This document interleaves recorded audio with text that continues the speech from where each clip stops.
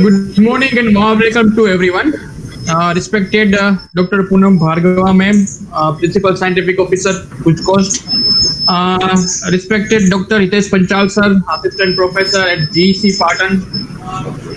Uh, Design Lab coordinators, faculties from various colleges and students. I would like to welcome you on the first day on the orientation scrum training program on the Design Lab.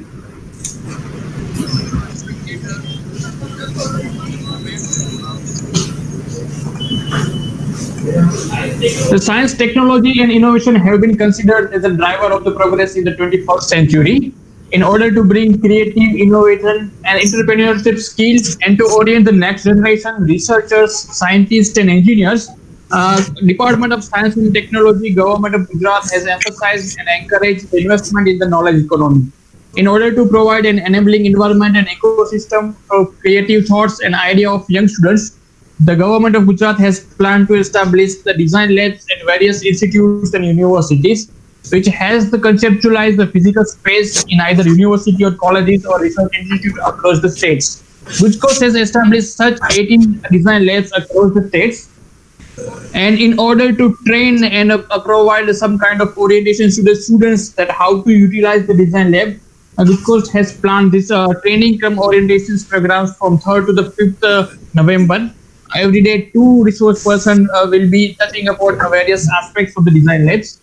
So again, warm welcome to everyone. And now I would like to request respected Dr. Poonam Bhargava ma'am for his brief welcome. Thank you, Jatin, and I welcome everyone. Panchal sir is with us today for the opening session. And I welcome all the participants, all the design lab coordinators, and everyone involved. And we have had a very nice participation of more than 180 students, faculties around. They are covering almost all areas of Gujarat. So basically, Design Lab is a platform which is for the conversion of the ideas of the students into some tangible output. Now we have been saying, the government has been saying that the research has to come out in the form of something that you can feel, touch, product, process, prototype, something like that. So Design Lab is something which is really innovative, and I can proudly say that GUJCOST has actually established 18 such design labs across Gujarat. And I have also gone through some of the progress reports and the things that people are doing at the design labs. It's really amazing. But only thing is that the training and the mentorship that is required to use that design lab optimally. And it was this thought in mind which inspired us to actually bring all the mentors of design lab together, so that actually they can discuss as to what they are doing with the design lab. Are they able to optimize it, or if they are having ideas and they are having some difficulties in utilizing those the different parts, that different things that have been supported in the design labs, so they can all actually use them. So that is why, and this in this training we have very nice, very resource people, that the mentors that are going to be with you are really very nice, and they are all going to help you out with the ideas. And we have like Professor Hitesh Panchal, who is with us right now, and I welcome you again, sir. And I hope that we can have more of an interactive thing, and people can we can have some ideas of how we are going to use the design labs. We can throw some ideas to the students that, okay, do this with this thing. and then maybe they can come up with their queries. Are ye kaise karenge? How are we going to do this? And maybe some ideas may be inside them also. And with this, some we can have some participations in hackathons and other competitions like this. In this training, we'll also have Professor Abhilasha Vyas from GSFC Vadodara, then Dr. Akshay Mehta from IIT RAM. We'll also have Dr. Nitin Khanna from IIT Gandhinagar, Professor Raj Hakni from GTU, and Dr. Biswajit Mishra from DAIICT. They are all very big names, and I can say experts in whatever they do. So I will request all the participants, all the students, all the mentors to interact and take this opportunity as a platform to develop some idea, and then later on you can always work on that. This will also create a sort of a community where you can not only interact with the mentor that you have at your place, but since you will be interacting with other mentors also so much virtually, that you will have ideas about, okay, ye cheez mujhe inse puchni hai. So a bigger platform will now be available to all the students, and they can always interact with everyone. We are all very open. If you have some difficulty, we are going to help you out. So that is the motive behind it, so that everybody knows that okay, I want to do this. I can also take help from a particular mentor. It's not like your mentor may not be to do the job, but then each of them have their own specialities, each of them have their own capabilities, own expertise. So each expert is expert in himself. So that is why this platform will actually be very, very useful for all the students. And without taking much of your time, because I know you must be eager to listen to Professor Hitesh Panchal on the design labs rather than listening to me. So I close my welcome speech saying again a very warm welcome to all of you. And I expect a very meaningful and a learning session for everyone. Thank you. Thank you, madam. Thank you very much, ma'am, for your inspiring speech. We would like to thank respected Dr. Narottam Sahu, sir, advisor, and respected Dr. Poonam Bhargava, ma'am, for their kind support and guidance to set up such kind of interactive sessions. Now we are moving over to our first sessions, and I'm going to introduce our first resource person. He is Dr. Hitesh Panchal. By academia, he is a BE and ME in mechanical and ME in IC Engine and Automobile Engineering from LDA Engineering College, Ahmedabad. He has also earned his PhD degree in Solar Thermal Engineering in the year of 2015 from KSV Gandhinagar. And Dr. Panchal has published more than 100 research papers in the reputed international journal of publications like Taylor, Francis, Springers, Elsevier, SMA, etc. And he has also received to more than 3,000 Google Scholar citations from the index. Dr. Panchal has received more than 25 awards and filed 24 full patents. Dr. Panchal has completed 2 research projects from the GUJCOST, and he's at present he's a principal coordinator of the design lab that has been established at the GEC Patan, and he's also taking care of the student startup and innovation policy at GEC Patan. So once again, I would like to thank Dr. Hitesh Panchal for his kind concern and share his expertise and knowledge with the students. So I would like to request to deliver his sessions on the basics of the design lab. Thank you, sir. Okay.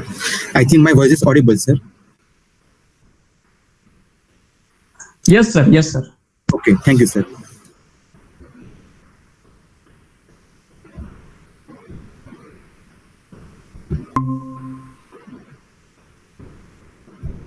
I think, sir, this is visible to everybody. Hello. Yes, sir. It's visible. Thank you, sir. So, a very good morning to all of you. Thank you, Jatin, sir, for introducing myself. And I am very much thankful to Dr. Narottam Sahu, sir, for giving me opportunity to talk all the participants about the overview of the design lab. So, in my presentation, I have covered only 4 points: what is design lab, objectives, then items available in design lab, and what are the various application of the items available in the design lab. Actually, what happened that we have done it at GEC pattern, okay, whatever the items are available GEC pattern, so what we have done, so we invited some students who are very keen for the research and development, and then some such students have developed some product. That product I will show you, and then if you have any question, then you can ask me. So first of all, what is design lab? So as already Poonam Bhagavan ma'am told about the design lab. A design lab is a platform for young students with creative and innovative ideas. In the design lab, they can transform that idea into a tangible form. The student and the research scholar with innovative ideas can get benefited with such design labs, where they can easily transform that ideas into deliverable form, at least on the lab scale or pilot scale basis. What is lab scale? What is pilot scale? That I will tell you later on. Design lab in science and engineering and technology discipline work as a generator of intellectual property like patents and industrial design. And it gives me immense pleasure to inform you, all of you, that from the instruments available in design lab, as well as with the help of the student startup and innovation policy, we have filed 4 full patents by the students of GEC pattern. So in our GEC pattern, we have used very well about the instruments, or we can say items available of in design lab. Now, what is the objective? The objective is very important. So design lab is not only for the students, but also it is good for the research scholar. That's why the main objective of the design lab is to create a culture of innovation throughout the state by fostering creativity and innovative imagination of students and researchers. Design lab will also provide opportunity and a platform to a person with innovative mindset to work with tools and equipment to transform his or her idea into the product. Because in design lab, whatever the tools are there, or we can say that whatever the instruments are available, so from that instruments, whatever the, we can say that ideas are there, so idea can be converted into useful product. That is the main aim or main objective of the design lab. Now we will see what are the items are available in the design lab. So you can see actually there are total 77 items are there. So first item, that is a CCTV wire system, CCTV wireless system camera. So from these two, actually in GEC pattern, we have design lab and it is fully, we can say that covered with the CCTV wireless camera system, then compact thermal imaging system and thermal camera for product inspection. Now you can see this product. First one, that is called compact thermal imaging, and this is called a thermal imaging camera. From these both of the, we can say, items, many projects that we have covered. Actually, as we all are knowing regarding with the COVID-19 pandemic situation, this compact thermal imaging camera, second one, that we have also used because it is a non-contact type. Okay, so we don't require any contact to measure the temperature. So it has been used. Now you can see adapter, that is called a wall adapter power supply and adapter of 12 volt 2 ampere. Here, these both are skin. Okay. It has many application of the adapter. I think adapter that we all are knowing for the mobile charging, that we can also use some adapters. Then digital multimeter, that we all are knowing what is the function of the multimeter. Then digital oscilloscope. So here you can see this is called a multimeter and this is a digital oscilloscope. In GEC pattern, we have an electronics and communication engineering department, and the final year students of the EC as well as the electrical engineering students have already used this digital oscilloscope in the various projects. Actually, in GEC pattern, that is the engineering college. That is why we have done very good use of the instruments which are available in design lab. Then tectonics, that we have already seen. Then DC-DC converter is there. Here, this is called DC-DC converter. Huh.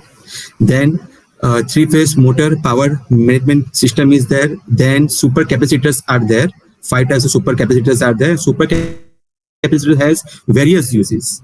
Okay. Then trainer kit is there. Then TP-Link router is there for the purpose of the. Pankaj, sir, sorry to interrupt. Sorry to interrupt, but your presentation is not visible. You just need to open it and then again present it. Okay, sir. Sure.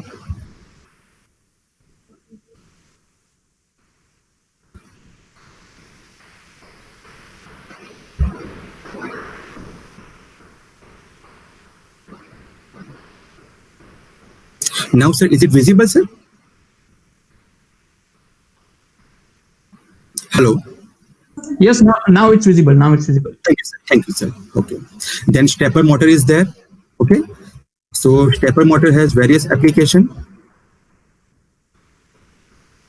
Then we have a BLDC motor in that is called brushless DC motor, and this brushless DC motor has a very good application, as we all are knowing. Okay, in your home, if you are using a solar panel for the, we can say that for the rooftop system. So at a rooftop system, you must use the fan, and fan is always use of the BLDC, that is called brushless DC motor.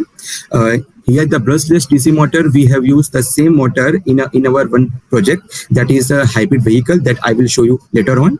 Then rotary system is there. Then optical rotary encoder is there in the design laboratory. Then series module, then sub-series modules are there. Analog discovery is there. Then Arduino starter kit is there. Arduino, I think we all are knowing what is Arduino. At present, actually that is a product from the electronics communication and electrical engineering students. But at present, in mechanical engineering students are also using the same system.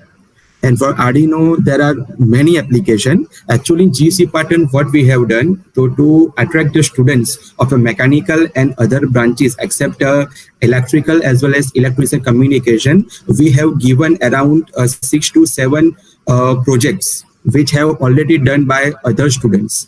And the same project have done by the mechanical and civil engineering students. So now they easily understand what is the application of it, and now the mechanical engineering students are also using Arduino kit.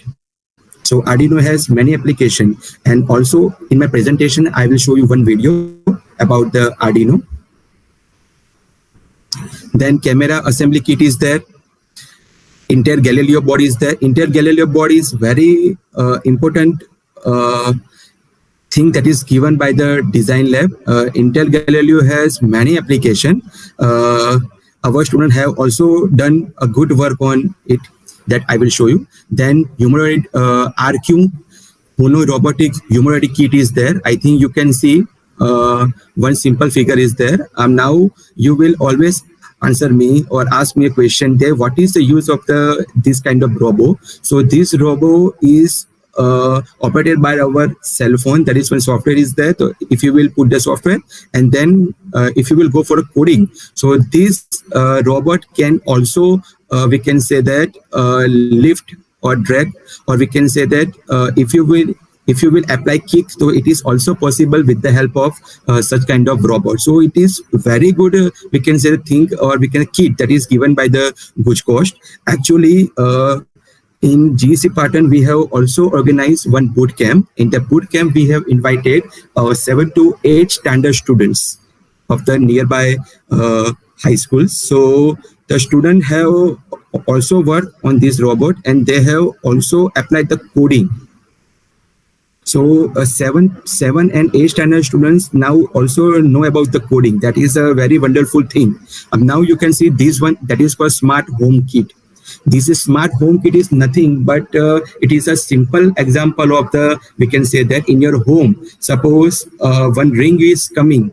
So that we can say that a person ring, that means that ring is coming from home, that you can also see with the help of phone. That is a Smart Home Kit. I have one video that I will show you, so you can easily understand what is the use of the Smart Home Kit. In this Smart Home Kit, one of the students have attached with Alexa, that we all are knowing. So Alexa is attached, and then it can also, we can say that start some work from the smart home kit. Then alcohol ethanol sensor is there. This alcohol ethanol gas sensor, that means if a person is drunk, then you can easily know by this sensor. Our students have also done some work on it. Then muscle sensor is there, liquid flow sensors are there. Total there are 77, including vibration sensor. Now here you can see this component. This is nothing but the wood saw. It means if you want to cut the wood, so that is given by GUJCOST. Here, what is the peculiar property of this instrument? So this instrument can move in X, Y, and Z direction, all the direction. So that is a very good thing that a student have learned. Then this is that we all are knowing, that is barabar. Okay, and this is a good point that is given by the GUJCOST. Here, if you will connect this, if you want to measure the heart pulse rate, so if you will connect with the Arduino with some coding, so you can also sense, or you can also measure the heart beats. And then last, you can see one drone is given by the GUJCOST. Now I will show you one or two video, so you can easily understand, okay, what is the function of the instrument.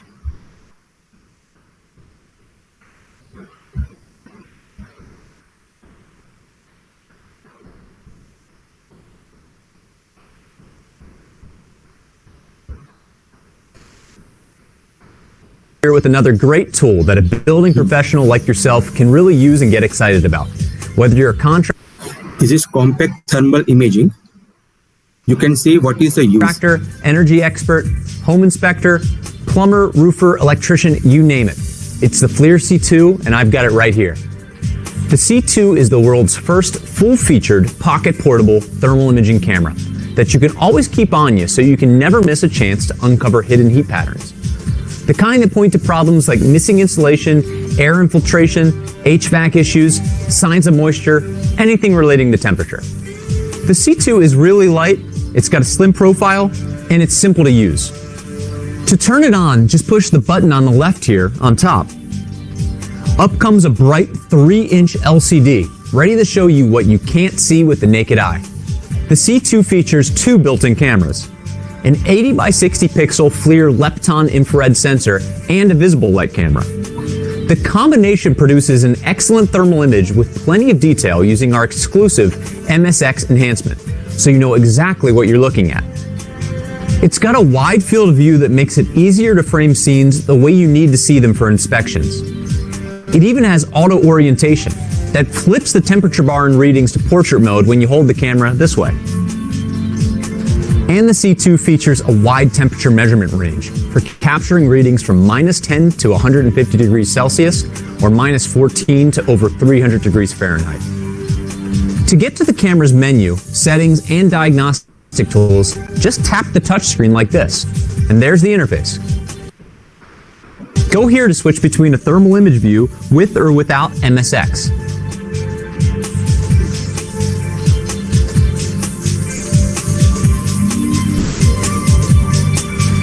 Tap here to turn the spot crosshair on or off, depending on whether you want to see a temperature measurement. Choose a different color palette.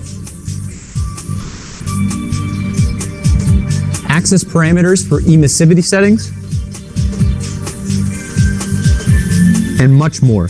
C2 also has an onboard spotlight you can turn on by tapping here. Or set it to flash mode so it only comes on when you want to save a picture. In fact, the C2 lets you capture and store hundreds of images in its internal memory. Just press the big snapshot button bar on top here, and you'll see it save both the thermal and visible image at the same time. You can review them in camera from the gallery, or download them later to a computer using the USB cable that comes with the C2.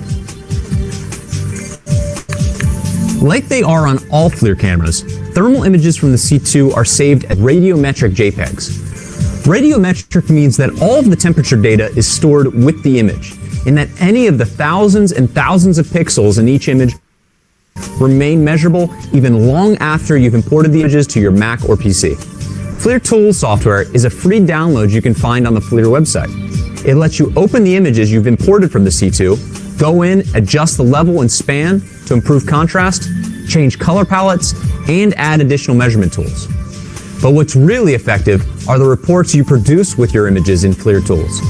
This is the kind of persuasive documentation you can put to good use to help you make a case for repairs and to prove you've successfully finished your work.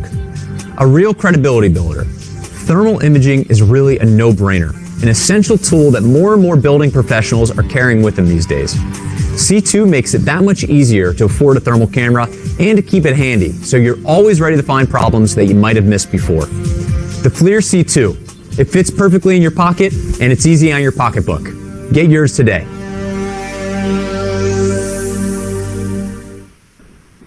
Hi, Joe from... So friend, you have seen it was wonderful instrument in which you can also determine the temperature. Actually, what we have done the application in our mechanical engineering, we have an internal combustion engine subject. In internal combustion engine, the petrol engine is there, diesel engine is there. So if you want to measure the internal, we can say that combustion temperature.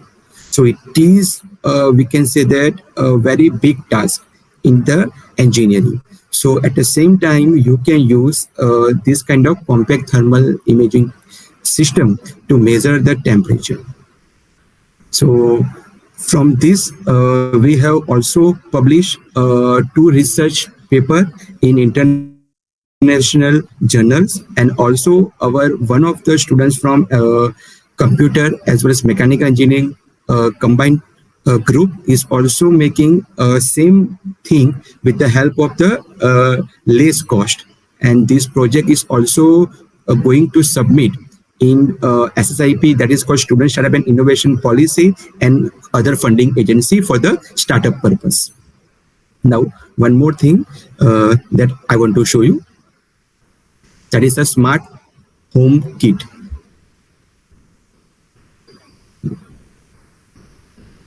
Hi, I'm Christian from Make Use Of, and in this video, I take a look at the Littlebit Smart Home Kit, which retails for $249.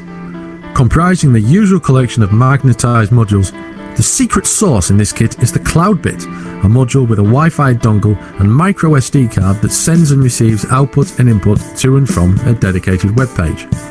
It is this device.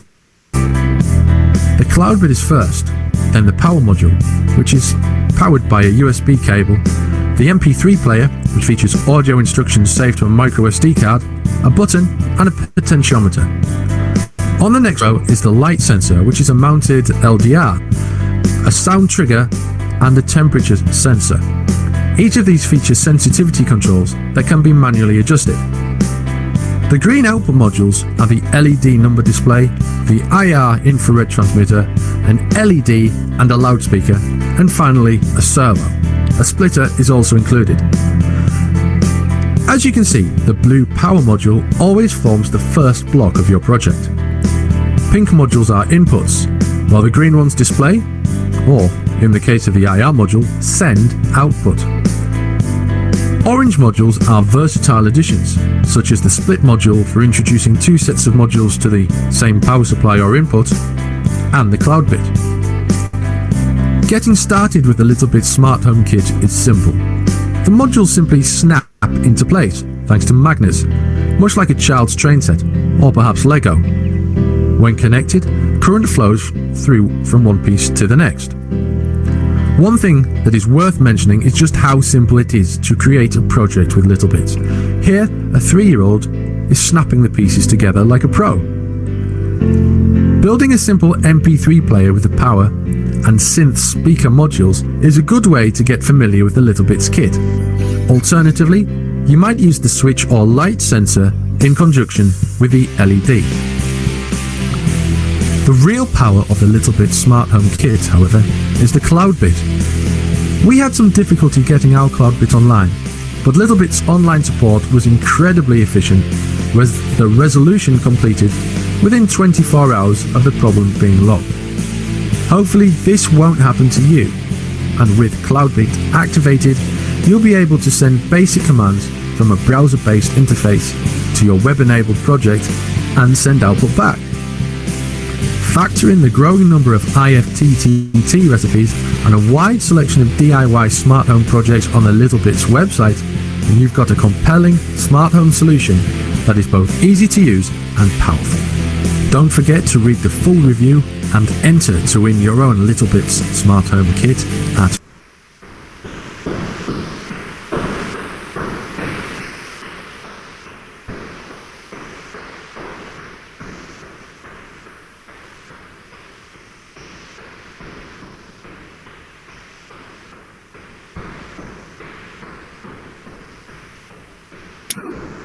Okay, friend. So the videos that we have seen, they are very important in design laboratory. Now you can see some of the pictures of design laboratory that is available at Government Engineering College, Patan. This is also one setup that we have used for the experimentation work with our electrical and mechanical engineering students. Here you can see there is DC-DC converter is there. So if it is combined with dimer state, and if you will use a solar panel, so you can also measure reactive power, active power. Okay, and now from this kind of setup, the students can understand about the innovation, research development, etc. Now, what are the various applications of the items available in the design lab?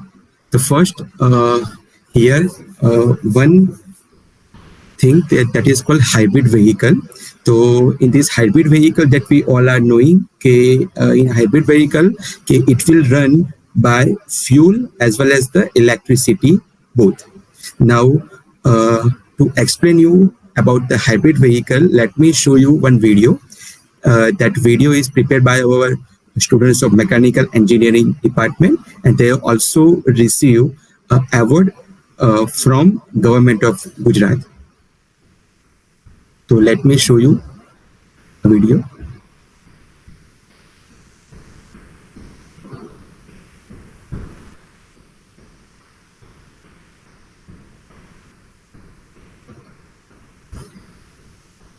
Now my friend Kuldeep Patel will explain you different parts of our hybrid electric vehicle. Now let's see the main component of our hybrid electric vehicle. The first component of our hybrid electric vehicle is 250 watt brushless DC motor. The second and important component of our hybrid electric vehicle is the FOR battery, which is lead acid battery, that giving the series voltage of 48 volt. Our third main component of hybrid electric vehicle is the self-designed ECU control unit that control the both mechanical as well as electrical unit.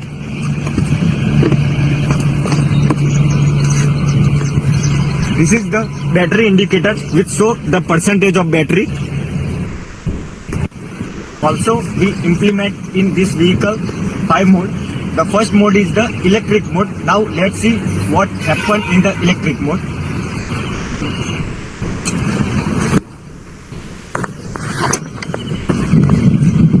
Now friend, that is the battery indicator which show the percentage of battery. Now you can see this, the noiseless and the environment friendly vehicle when we drive on the electric vehicle. The maximum speed of this electric drive will be 30 km/h, depending on the battery charge. Now the second mode is on the IC mode. Now let's see what happened in the IC mode.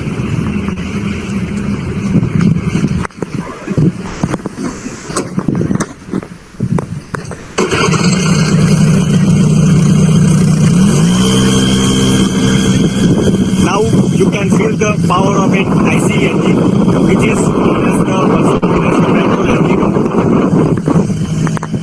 Now friends, let's begin with our third mode, which is dual mode. In this mode, the torque will be double due to two-wheel drive. Here, the front will be run by electric motor, and the rear will be run by IC engine. Now let's have a drive.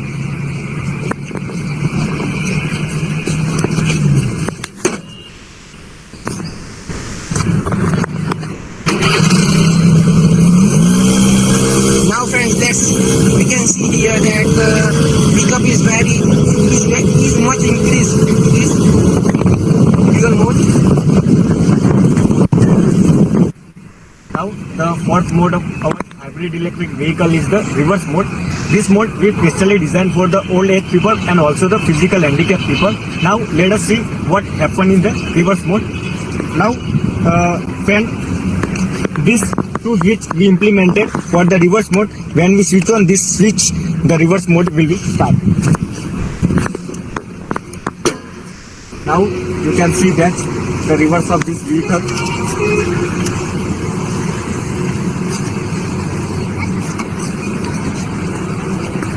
You will be having one question that while we are reversing our vehicle, then if IC engine starts, then what? Friends, we have put a gate which is known as AND gate, so that when our vehicle reverses, the IC engine will not start. It is our self-designed mode which is being implemented in our bike. It is also being driven by our self-designed throttle. The final mode of our hybrid electric vehicle is the hybrid mode. In this mode, when the whole vehicle would run on the electric drive at the speed below the 30, and when the speed comes out of 30, the self-designed ECU control will cut off the power of electric drive and whole vehicle would transfer on the IC engine, means the IC engine start. Now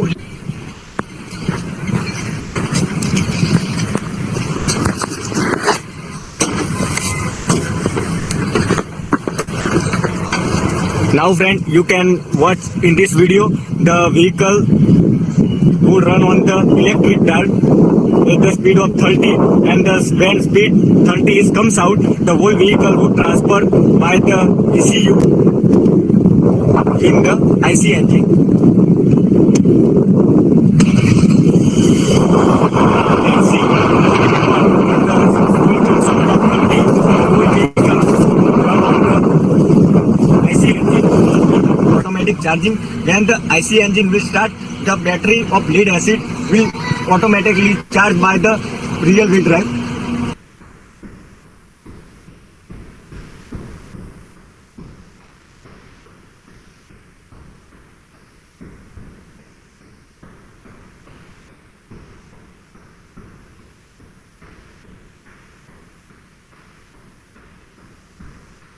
Now, next project that we have carried out from the with the help of design lab, that is smart trolley project that I will show you. In smart trolley project, we have used Arduino kit, and then we have also done work on the smart overhead water tank cleaning machine. Actually, I want to show the video, but due to the patent, this project is under the we can say that evaluation stage, so I cannot show you the video. So first of all, I will show you about the smart trolley project.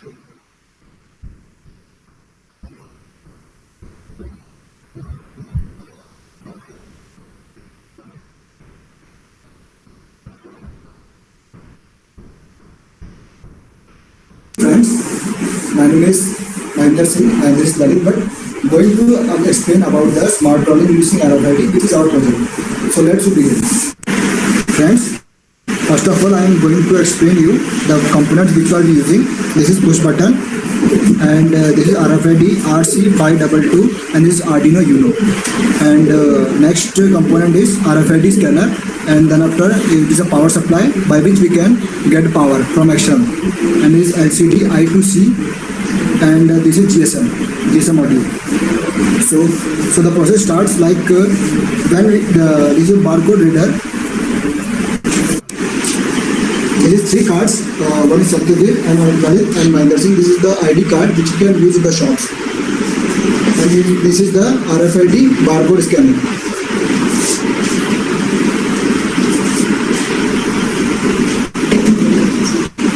With the help of this is my card. So I can scan the RFID This is RFID in which we can scan the ID card. This is Lalit Bhatt.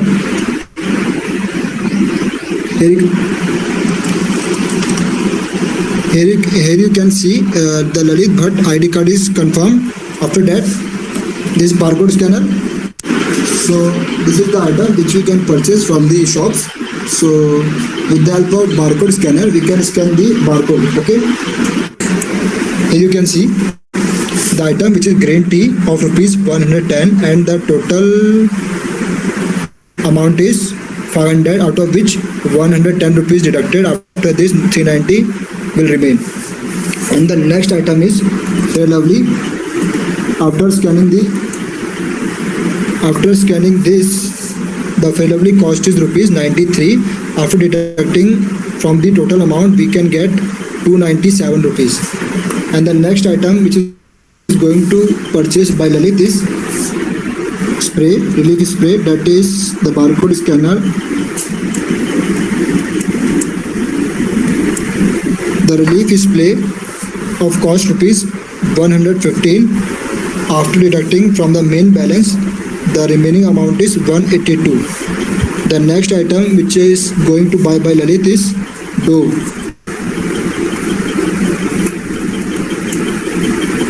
Dove cost is 48 rupees. After deducting from the main balance, the cost which is remained by the Lalit is 134. So friends, all the process of items is calculated by the microcontroller, and it will display on the LCD I2C. The total amount which is deducted from Lalit account is 134 rupees. Okay, the amount will be transferred through his main balance, and it will confirmation to his mobile number by the help of GSM module. So by pushing the push button like that, it will automatically senses by the GSM module, and the SMS is gone to the number of Lalit. You can see here the available balance is 134 rupees out of 500. So this is the message which is being. So friend, you have seen this is a very good project in which that is a smart trolley project. Whatever we can say that one card is given to you. In that card, suppose if you have 400 rupees, and if whatever we can say that you will purchase, so that amount will be deducted, and we can say remaining amount, whatever it may be, the message will be sent to the particular number through the GSM module. And here we have used the Arduino module. So you can see from the design lab, you can carry out many projects. Actually, time is a limit. Otherwise, I can show you around 15 to 20 projects that we have carried out at our institute with the help of the design lab instruments.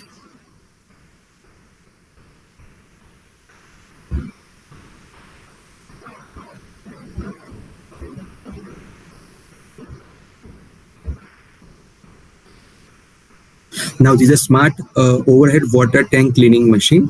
In that machine that we all are knowing, in the overhead tank, the cleaning is a very tedious task. So in which a mechanical system that is designed by our mechanical engineering students, and then Arduino and others supply, that is for flow sensor, level sensor, turbidity sensors are there. So from that, thus all are controlled with the help of the Arduino Uno kit. So this kind of project that we have carried out, and from this project we have our students also receive one appreciation from the government of Gujarat that I will show you. This is a first grant, we can say that that is award that is given by our Chief Minister of Gujarat State. Second project that is based on the smart water tank cleaning machine. These all are our student groups who receive award in the Summer Innovation Challenge that is sponsored by SSIP, in which we have used the design lab instruments. And at present, recently our student also received award as well as the prize money with the help of and by the our Education Minister, Honorable Shri Chudasama sir. So friend, you have seen design lab, it is very important lab. Whatever the instruments and items are available in the design lab, all have some valuable, we can say that product. So it is depend on you, how you are using the design lab instruments for a particular application.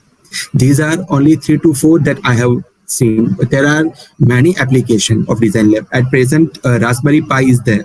Okay, so Raspberry Pi has also application. Okay, drone is there. The drone has also good application in pesticide sprinkling. Okay, so it is depend on you how you are using the available facility of the design lab. Okay, now friend, if you have any question, then you can ask me.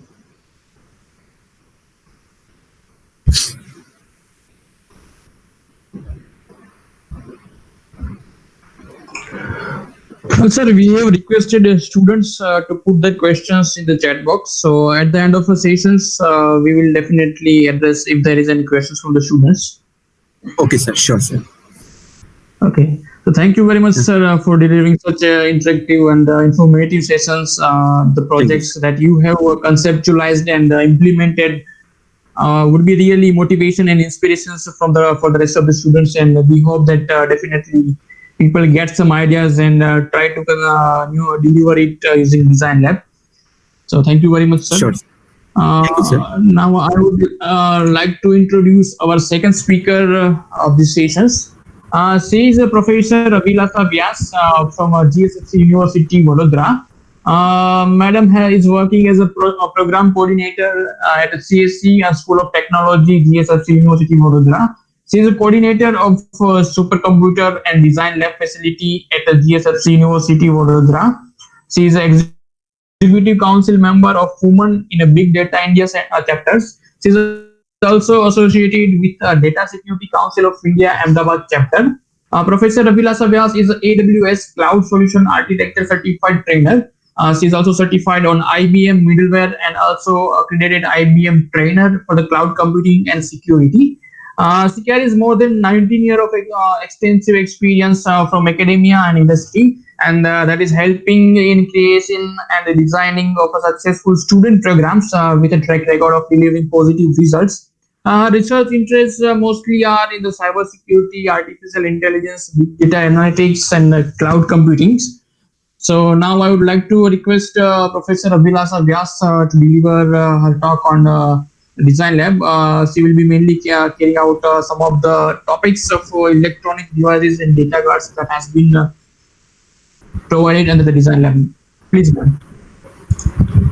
Thank you, sir, for a very nice introduction. And good morning, one and all.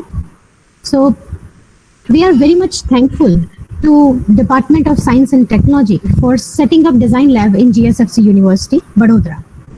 This facility is going to be very important stepping stone for overall development of students. So just wanted to check my screen is visible. Yes, ma'am, it's visible. The presentation slides are visible, sir? Yes, it's visible. Okay, so basically this facility is going to be very important stepping stone for overall development of students and faculty. This will an opportunity to get their hands dirty with emerging technologies and equipments provided under Design Lab facility. Shri Harit Shukla, IAS Secretary, Department of Science and Technology, Government of Gujarat, and Shri Narottam Sahu, Advisor at Gujarat Council on Science and Technology, GUJCOST, please accept our sincere thanks for the excellent support and taking such initiatives for betterment of students and society.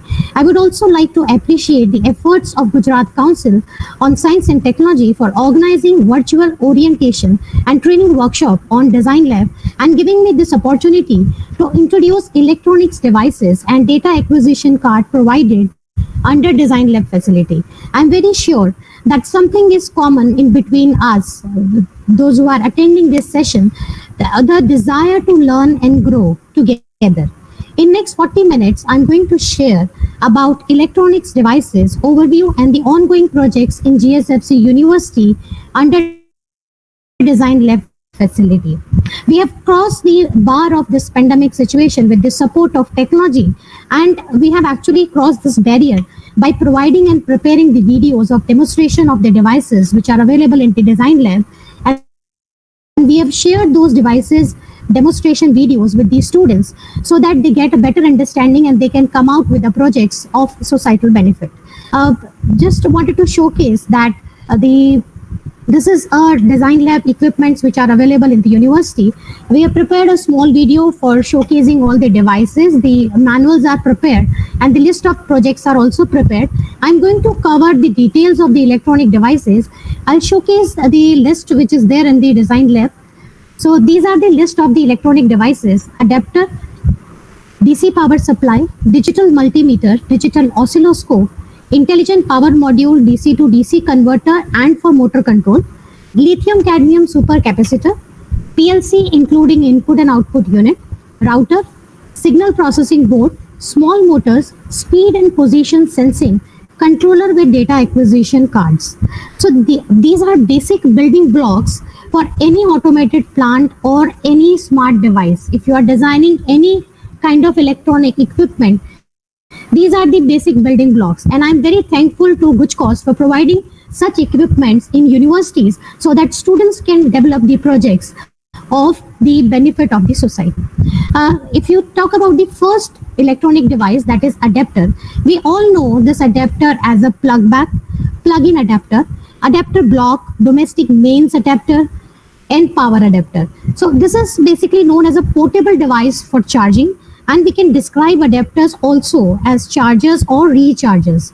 See, AC adapters are basically used with electrical devices that require power but do not contain internal components to derive the required voltage and power from mains supply. The application areas, we can use this for charging because it is a portable. So we can use it for laptop charging, mobile charging, the small devices which we are generating, the electrical and electronic appliances. So this is basically you can say that the first requirement for developing any project, that we need an adapter. So another important is DC power supply, which is adjustable or regulated, fixed or variable. So its basic function is to supply a stable voltage or less often current to a circuit or device that must be operated within certain power supply limits. Regulated power, it converts unregulated AC into the constant DC. Right? So the output from the regulated power supply always DC. The type of stabilization used is restricted to ensuring that output remains within certain limits under various load conditions, or it may also include compensation for variance in its own supply source. So that power supply also we can of supplying a variety of output voltage useful for bench testing, electric with continuous variation of the output voltage supply, non-power supply, because it is very important to provide a power supply to your devices. The application areas, if you talk about, is regulated power supplies and appliances, various amplifiers and sorry ma'am to interrupt.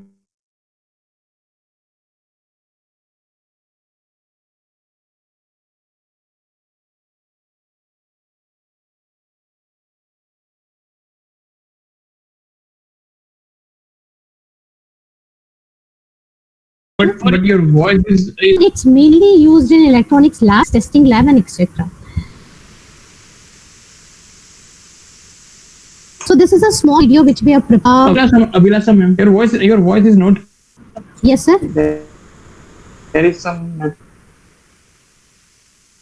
problem.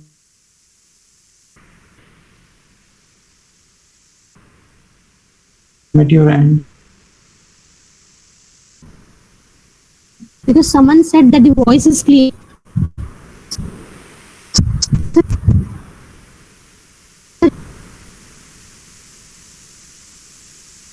When you mean, okay, so this is clear.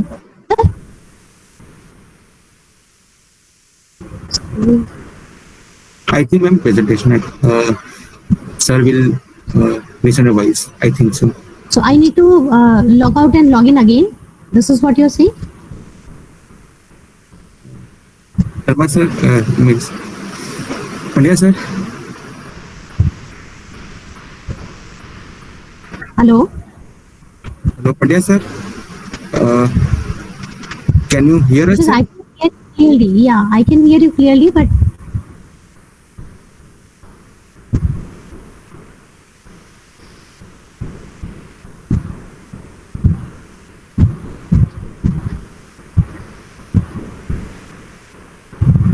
should I continue with the presentation because I'm not getting any message?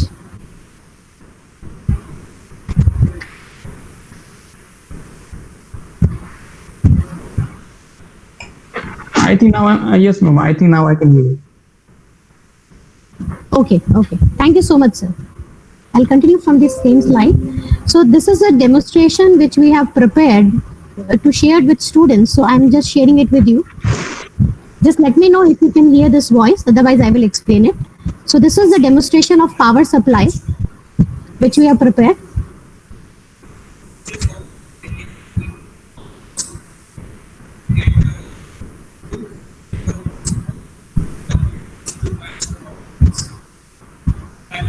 Put of this act as a source for the see auxiliary as well as feeds the particular. Yes, we need to be precautionary. We need to take some precautions by operating as it is a C supply.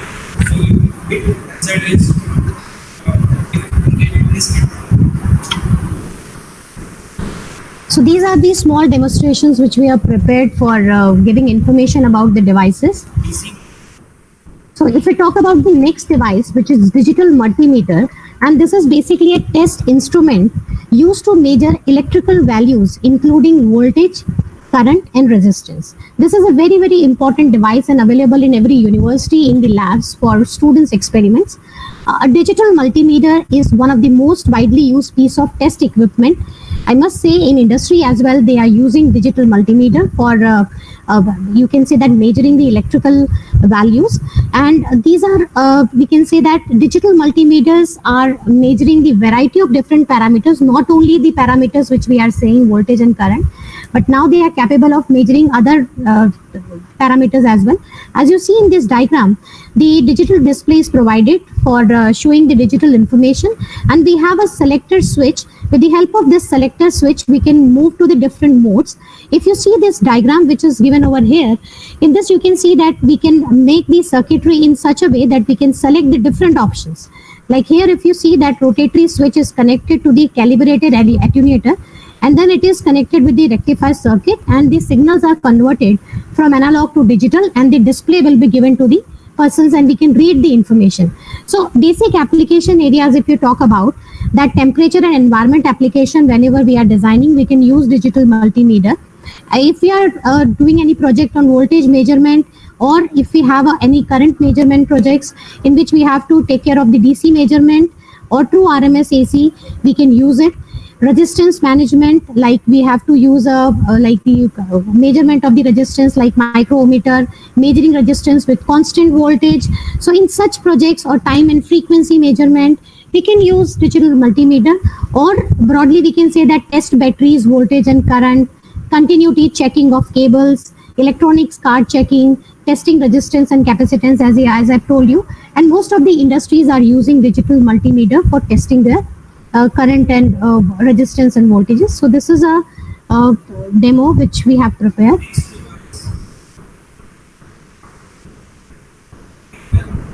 So in this, the instructor is demonstrating that how we can use multimeter.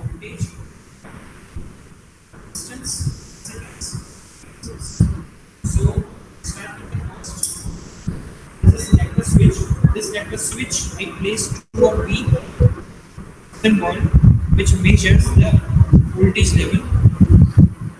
Right now, the range. So he's talking about the selector switch, that when you are changing the selector switch, the values will be changed. It has a dual measurement of capacity. Another parameter called resistance. We can measure resistance first I check, for example, I just check my body resistance. So right now, So you can read the body resistance which is coming on the display, digital display device. 6 mega. So this is how you can plan to utilize the power of digital multimeter in the projects which you are going to develop. The next important aspect is digital oscilloscope. So basically nature moves in form of sine wave, right? Be it ocean wave, earthquake, sonic boom, explosion, sound through air, or the natural frequency of a body in motion. Energy, vibrating particles, and other individual forces pervade our physical universe. Even light, part particle, part wave, has a fundamental frequency which can be observed as color. So sensors can convert these forces into electrical signals. And then you can observe and study with an oscilloscope. So digital oscilloscope is a device which graphically representing these signals which are coming. It is having the power to store and analyze this signal digitally rather than using analog techniques. It is now most common type of oscilloscope in use because of the advanced tracker, storage, display, and measurement features, which is typically provides the facilities which we require. If you talk about this, the oscilloscope are now indispensable tool for anyone designing, manufacturing, or repairing electronic equipment. In today's fast-paced world, the engineers and the students need the best tool available to solve their measurement challenges quickly and accurately. So we can use oscilloscope for doing such activities. The usefulness of an oscilloscope is not limited to the world of economics or electronics. With the proper sensor, and oscilloscope can measure all kind of phenomena. So these digital values are then turned back into an analog signal for display on a cathode ray tube. You can see this picture which I have taken, or transform as needed for the various possible types of output, liquid crystal display. So application is this DC voltage measurement of two AC voltage waveform for comparison, signal time measurement, AC frequency measurement, magnification of input, phase difference measurement. So these are the application areas. You can see this is a demonstration in which we are demonstrating the sine wave, the square wave generated.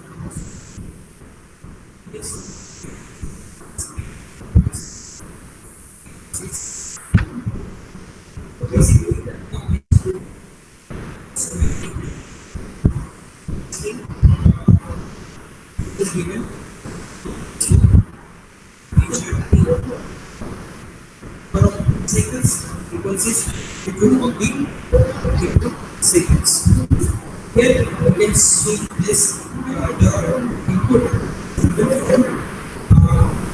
from the square wave generator is carried by this connection into the generator. Here we can see parameters make bits for conditions, and we can change, of course, we can change its cost. So we can basically we can zoom if the thing of the there. Here we can see we can change the amplitude level using switch on switch 2.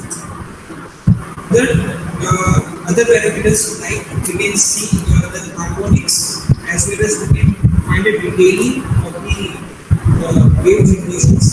Even we can analyze the wave functions, and as well as we can find the electrical currents as well as voltage. So the next important device is intelligent power module, DC to DC converter, and also we have an intelligent power module for motor control. So what is intelligent in this is that intelligent power module refers to the presence of a power switching component, usually an IGBT, and the module is intelligent. We can say that because it includes additional control and protection circuitry. The basic goal is to optimize performance and make the overall solution easier to design and implement. So intelligent power modules are directed primarily at high voltage market. So high is a relative term, like 50 voltage might qualify as high, but that's actually very low in context of IPM, intelligent power module. So we can say that it's type of an electric power converter, and power level range from very low to very high. An output of an ideal DC to DC converter is flat, constant output voltage, and basically real converters produce DC output upon which is superimposed some level of electrical noise. And switch mode DC to DC converter typically consists of following components. They have switch, transformer, rectifier, filter, and regulator. The application areas are basically the healthcare electronics equipment, communications, business systems, test and measurement, industrial equipment industries. They are basically used in electric motor drives, in switch mode DC power supplies, and other things. So this is a demonstration. This is the device which is given under the design lab facility. So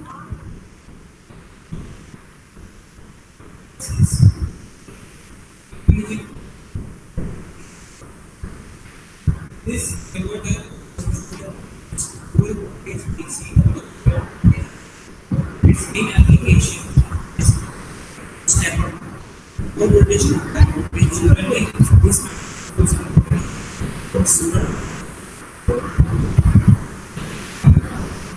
so this is another intelligent module we have.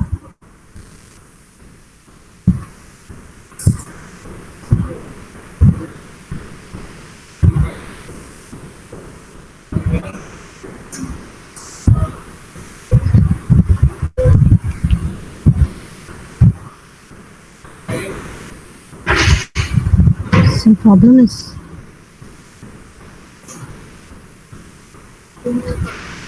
so if you see the circuit is given over here above, I think some problem is in the video. Then it again feed it to the IGBTs. IGBTs tends to. So here the circuit is given and IGBT is also mentioned over here. So if you see that this is converted. Insulated gate bipolar transistors. These transistors again convert the three-phase into three-phase supply into the main power source of motor, which feed it here, and these three connections are connected to the motor side. These IGBTs are controlled using MCU card. Here, MCU card is used for signaling of IGBT at appropriate time. In that way, the cycles are generated at every three-phase. So we can say that the intelligent power modules greatly facilitate the task of developing a reliable, efficient, compact circuit for high power solid state switching. So these versatile components are part of many applications, and I'm very sure that they will be useful in many projects as system requirements and performance expectation become more challenging for designers and the students. So I think we are going to use it a lot in the projects. The next important device is capacitor. So it's basically a simple passive element that can store electrical energy. We call it as a super capacitor because it is a ultra capacitor or a high capacity capacitor, or we can say that double layer electrolytic capacitor that can store large amount of energy, nearly 10 to 100 times more energy when compared to the electrolytic capacitors. It is widely preferred than batteries because of its faster charging capacity and faster delivery of energy. It has more charging and discharging cycles than rechargeable batteries. These are developed in modern times for industrial and economic benefits, and we also have in design lab. So we can also use it as a device which can store and which can charge or recharge in a very faster manner. The main advantage of this particular capacitor is its efficiency and high energy storage capacity. We can use it in hybrid vehicles, smartphones, or computer memory cards, and the areas where we need a storage of the energy and we need a faster recharging of the devices. The important device is PLC, including input-output units. This is an important device which most of the industries are using now, because gone are the days when you are going manually and inserting your commands or instruction into the devices. Now everything is managed automatically with the help of DCS SCADA systems, and the PLC are the basic components of that. If you see the structure of the PLC, the programming devices here, serial ports, user memory and data memory is here. They are processing as per the inputs given, and based upon the inputs, the outputs is generated. It is also having CPU, the capability to execute something. So we can say that the PLC basically is used to program the logic and control it. So it's a programmable and logic controller. Basically, it is used to monitor inputs, and depending upon their states, it makes decision based on its program or logic which we are giving as a control. And it is going to be on or off as upon the inputs and the commands which is given, and the outputs is automated, a machine or a process. You can manage and control a machine, maybe you can manage or control a process or pressure in that device, so that can be managed. PLC can design with required input and output, like you can design it for 6 input and 6 output. You can design it for 10 input and 10 output. Whatever combination as per the requirement, you can design it as per the convenience. So you can also consider it as a small system in which you have a microprocessor, you have a memory card, you have input module, you have output module, and you have a power supply. The communication protocols which PLC is using is Ethernet, you can say that Modbus, also using Profibus for communicating with the different networks and the devices. So the inputs can be in the form of this. You can see the small diagram. The applications are hybrid vehicles, smartphones, we can use the PLC, and all the automated plants are having their basic building devices as a PLCs. So this is the PLC which we have in our design lab.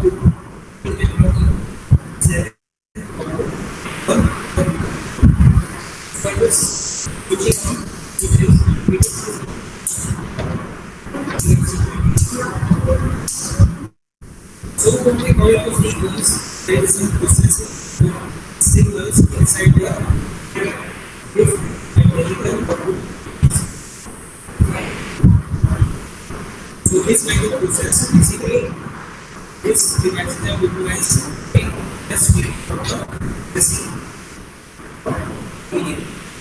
It's used continuous analog signals as well as digital signals.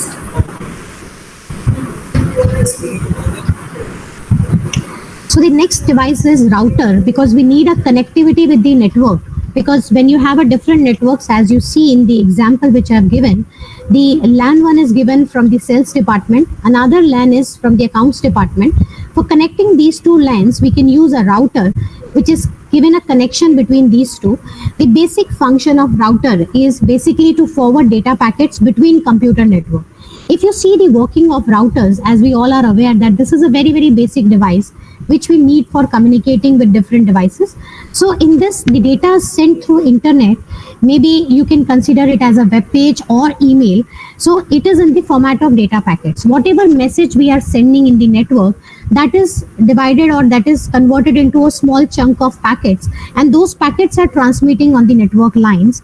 A packet is basically forwarded from one router to another router through the network, and that constitutes an interwork. Means you can say that the network is connected with the help of router, and router is basically working for passing the packets from one place to another place, and they are actually routing the path, that from which path that packet is going to traverse. So basically you can say that how router is functioning, that it is having a multiple interfaces, and when the packet is coming, so then it evaluates with the help of the network address that which interface that packet is forwarding or which interface that packet is going to be routed. So that is the working of router, and then we can use it for local routing, and the decision can be taken. And basically this is used for network connections. So this is a basic device which we have in design lab, but it is very, very important for communication and for understanding the basic networks. So next device is signal processing board. The signal processing board is basically widely used in the audio signal processing, telecommunication, digital image processing, radar, sonar, and speech recognition systems, and in common consumer electronic devices such as mobile phones, disk drives, and high definition television products. And digital signal processing is a specialized microprocessor chip with its architecture optimized for operational needs of digital signal processing. And the application areas include, as I've discussed, that automotive and flight testing and test cells, medical research in pulmonary function, industrial and material testing, HAVOC, climate wind tunnels and wind turbines. Data acquisition board and digital processing boards can also be customized to the specification as per the requirement. So this is the signal processing board which we have received under Design Lab facility.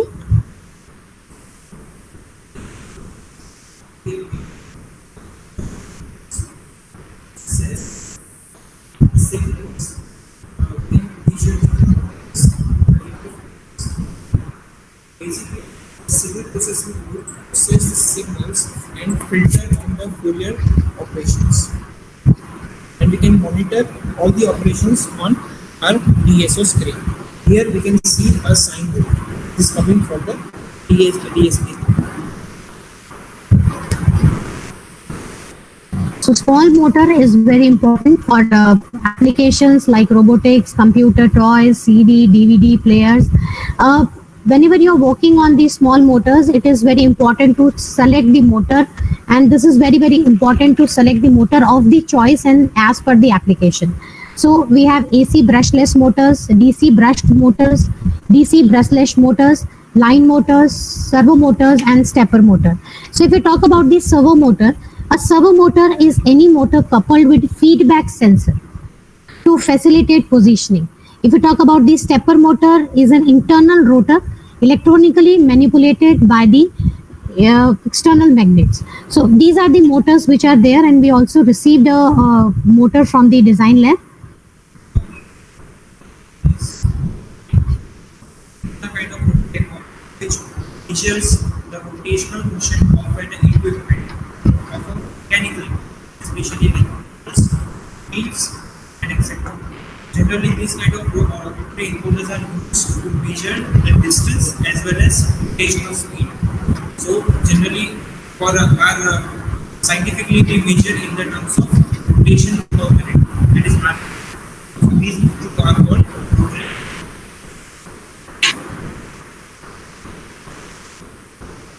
So last is data acquisition. This is a very, very important aspect of any project because you have to acquire the data from the devices which are connected. If you see in this diagram, the sensors are given, and from this sensor the data is captured and the signals are generated. So the industries for process control like PLC, SCADA, the data acquisition systems are used, and most of the industries are using data acquisition systems. I just wanted to share one video with you. This is a video of TBG Solutions.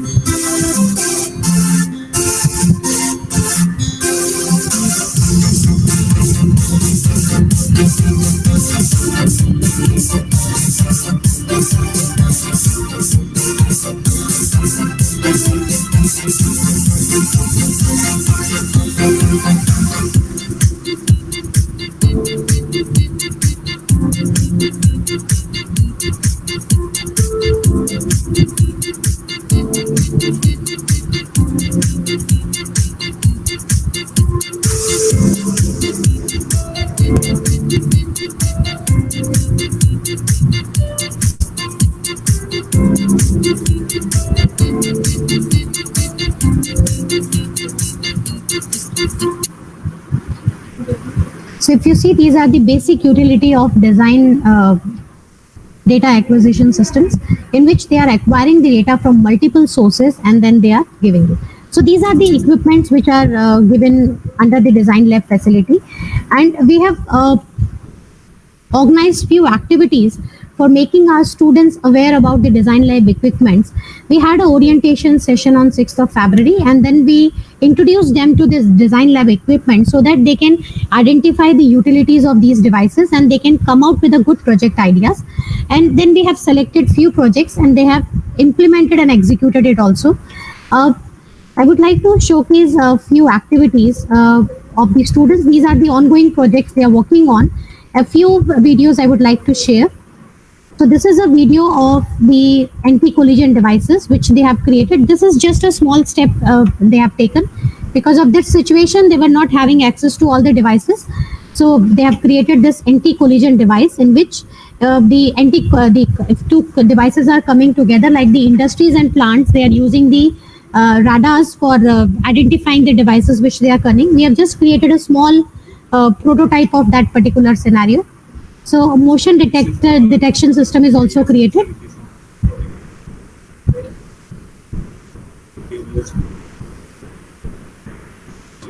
Lady, we will share a buzzer.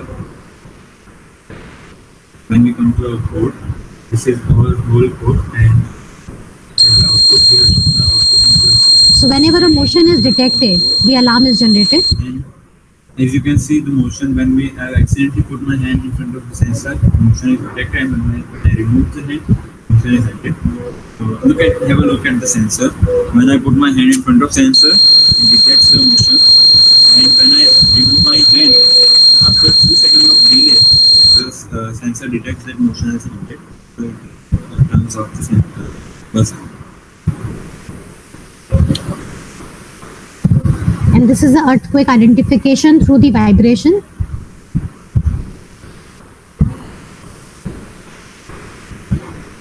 So if there is any vibration, the LED will blink.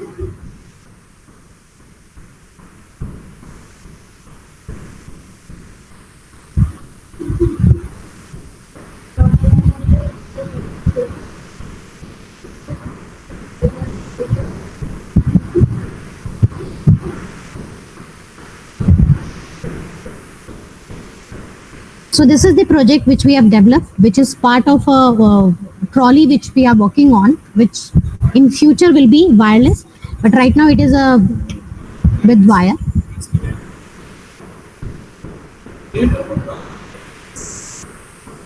This receiver take the signals from the transmitters and give the signals to this computer, and then it will be converted into a local machine signal. So here we use a signal from the DC power supply and just giving the signals from high transmitter.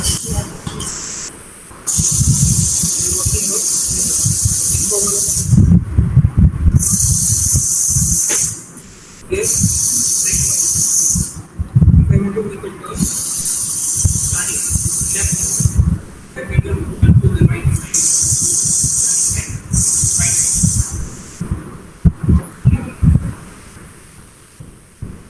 So these are the proposed project on which we are planning to work on.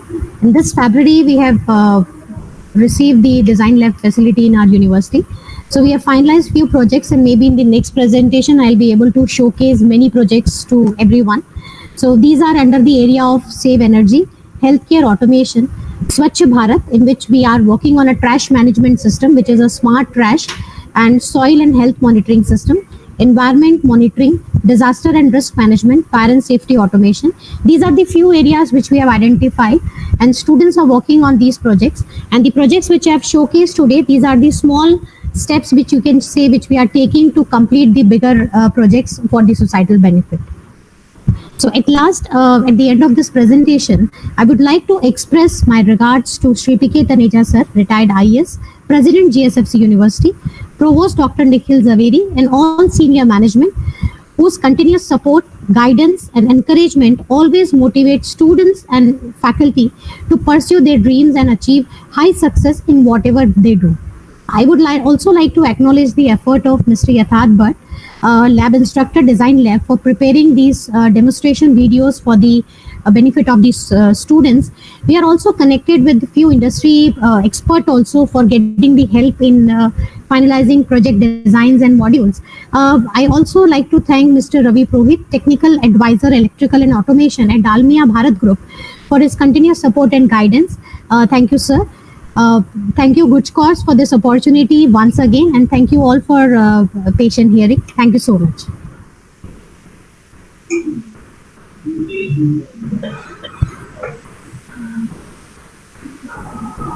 Thank you very much, ma'am, for taking us through the journey of electronic device and data acquisition centers, how that can be useful to build innovative projects.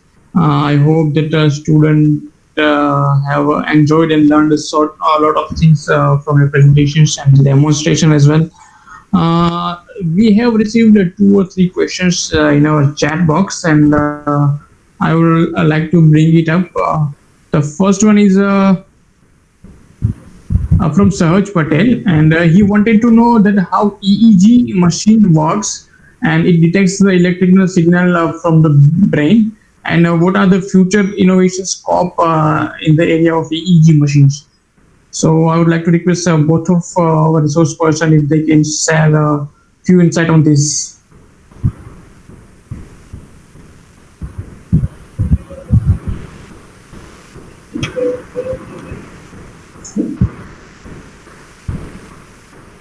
Hitesh sir, would you like to answer?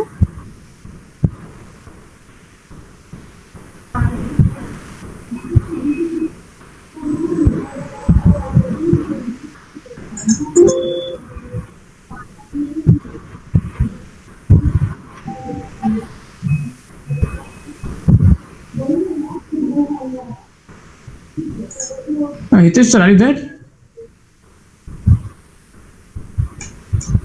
Yes, sir, you are not audible, Hitesh sir.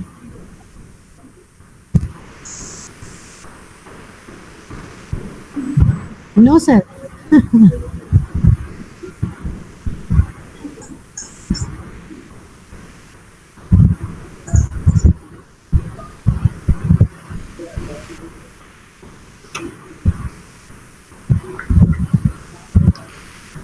I think there is some connectivity problem.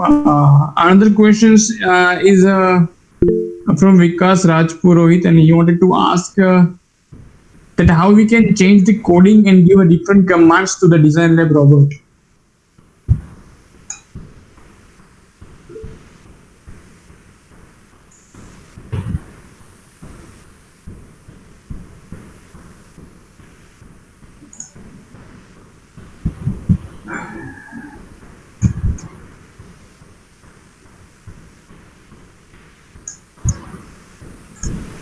Hitesh sir, can you please give some insights, sir, that how we can change the coding and give commands to the design lab robot?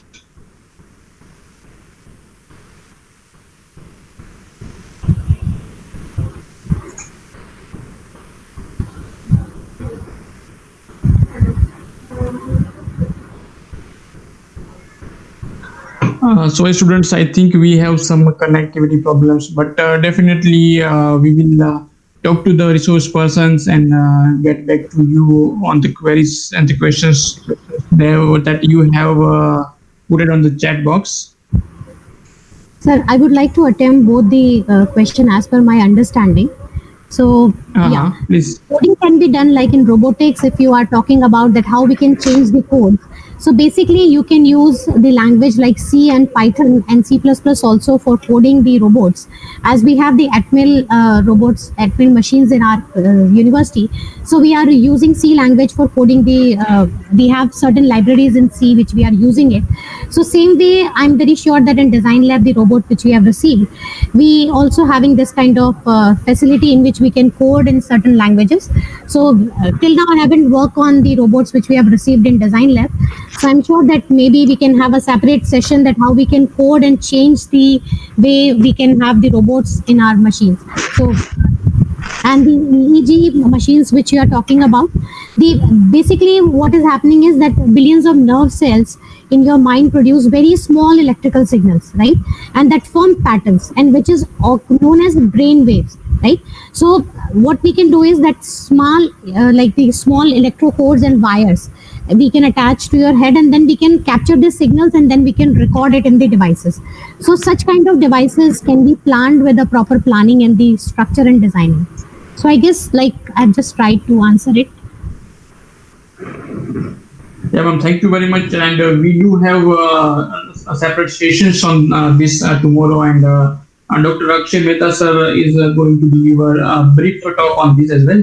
So definitely he will provide more clarity on these subjects. Yes, sir.